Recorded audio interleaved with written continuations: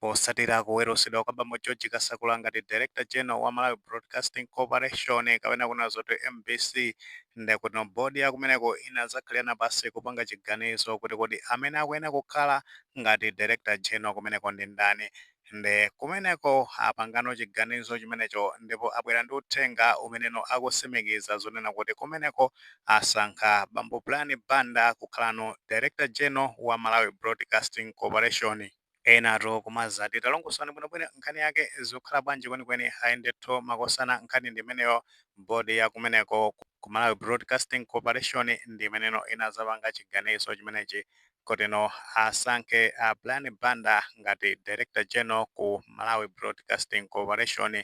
Tikudziwa kale kuti kumeneko a George Kasakula anali Director General kumeneko ndi after kuwerusidwa kumeneko pa 17 February 2026 ndi pameneno bodi imene yapanga chiganizo chimenechi komano paja kumeneko kunali amene amagwirizira amene watu ndi a Moses Chiome. Ndi paja ambiri tikusatira bwino kuti a Brian Banda amagwira ntchito ku Times Global kumenenso zaka zambuyomo ndi kuti ankagwira limodzi ndi amene a George Kasakula mpaka nano pamene a George Kasakula amazasankhidwa ngati Director General mu ulamuliro wa chipani cha Malawi Congress Party mwezi wa Meyi chaka cha 2021. Kuchosedwa kwa Director General a George Kasakula ku MBC ambiri nkhani zake tikuzisata bwino mene a bodi imeneyi ananena zona kuti awawerusira a George Kasakula paja ankanena zona kuti kunali gross misconduct komanso ankapanga practice ndale kumeneko nkhani zake ambiri tikudziwa bwino ndipo kuti ndi wireless ya boma kapenanso television ya boma sakuyenera kuti zipanga za ndale kumeneko makamaka powonesera kuti akukondera side yakuti ndi paja iwo ankapanga side ndekuti no ndi chipani cha Malawi Congress Party pamene ankanyozano amene anali ku opposition nthawi imeneyo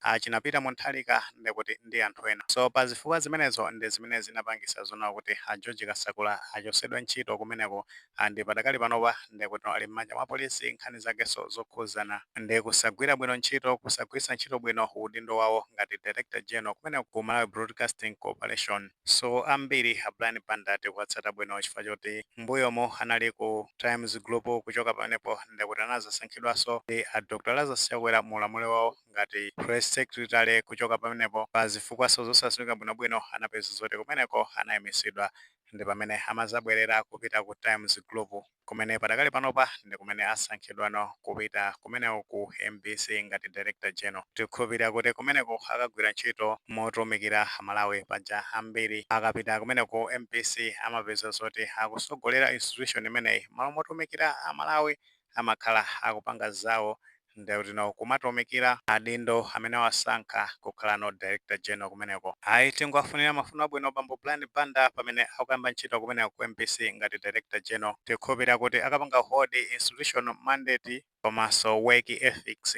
nkutheka mwini maganizo pa nkhani imeneyi pamene tunazo kuti bodi ya Malawi Broadcasting Corporation ndekuti yasankha a Brian Banda kukhala no Director General wa Malawi Broadcasting Corporation. Ngati maganizo amene alipo muthofotoza comment section kumulemekezaso maganizo anzathu. Saiwale panga like video imeneyi komanso panga subscribe channel imeneyi ya Fox Malawi News atinjungati nkhani zambiri zikamachitika ndi tizitofirani mosavuta.